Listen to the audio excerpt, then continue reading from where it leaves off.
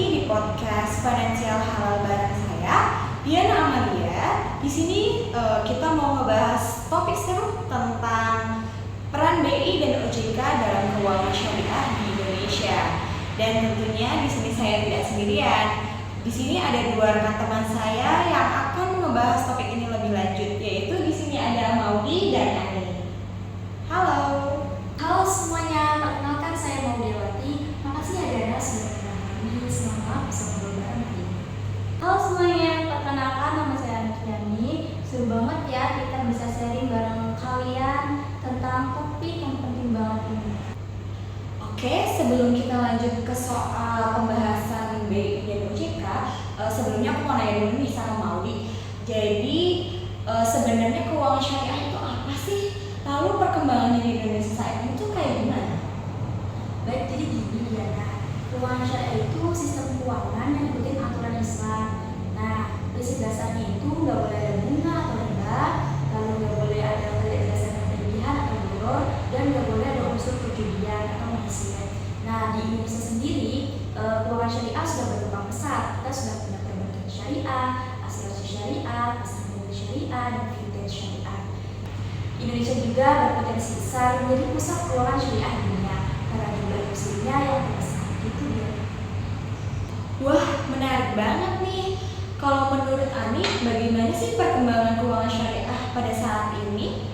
Yang aku lihat di lapangan perkembangannya bagus banget ya. Makin banyak orang yang pindah ke bank syariah atau minimal punya rekening syariah. Tapi masih ada PR juga sih, seperti kurangnya pemahaman masyarakat tentang perbedaan bank syariah dan konvensional. Banyak orang yang mikir, bank syariah mah cuma ganti nama, padahal sama aja. Nah, sekarang kita ngebahas peran BI nih. Oke, Maudi, sebenarnya BI ngapain aja sih dalam keuangan syariah Indonesia? Baik, jadi gini Diana. Bank Indonesia itu semacam bosnya bank di Indonesia.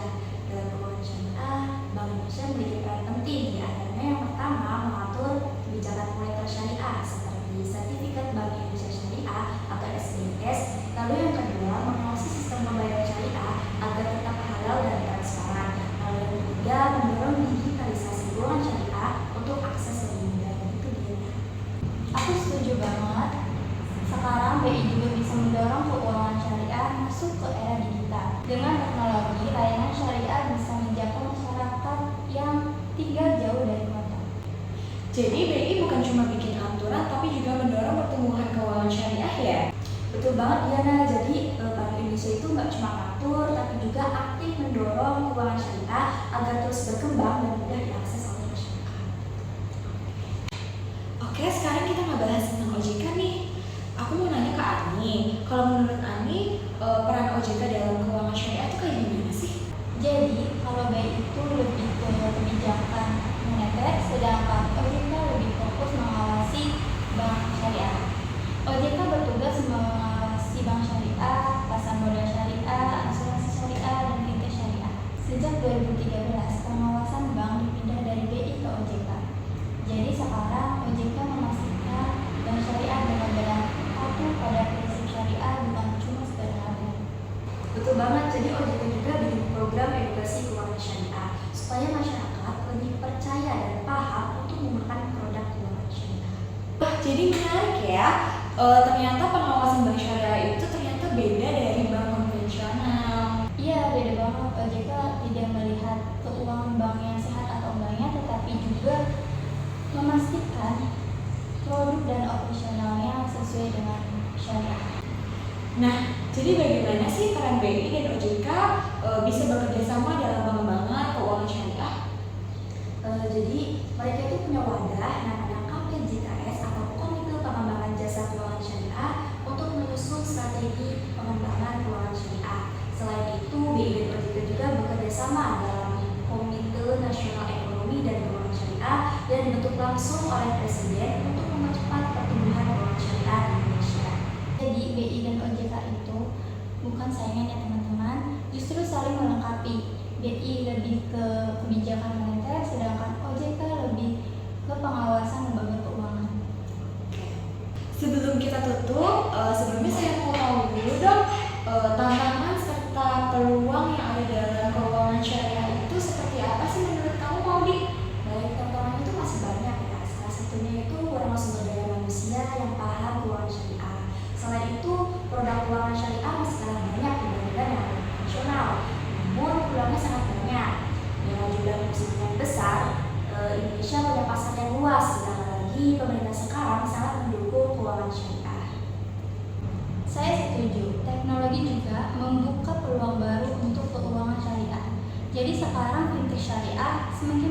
bank. Jadi masyarakat lebih mudah untuk mengakses layanan syariah tanpa harus datang ke bank.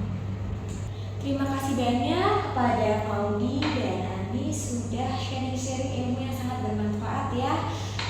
Sebelum kita tutup, apakah ada pesan untuk para pendengar? Baik, pesan dari saya, yuk kenali lebih dalam tentang keuangan syariah. Ini bukan cuma buat yang muslim, tapi juga buat semua orang, karena sistemnya yang adil dan transparan. Kalau dari saya, jadilah konsumen yang cerdas. Jangan ragu untuk mencari tahu produk keuangan syariah. Semakin kita paham, semakin cepat keuangan syariah berkembang. Terima kasih banyak kepada Maudi dan Andi. Semoga obrolan kita kali ini sangat bermanfaat bagi semua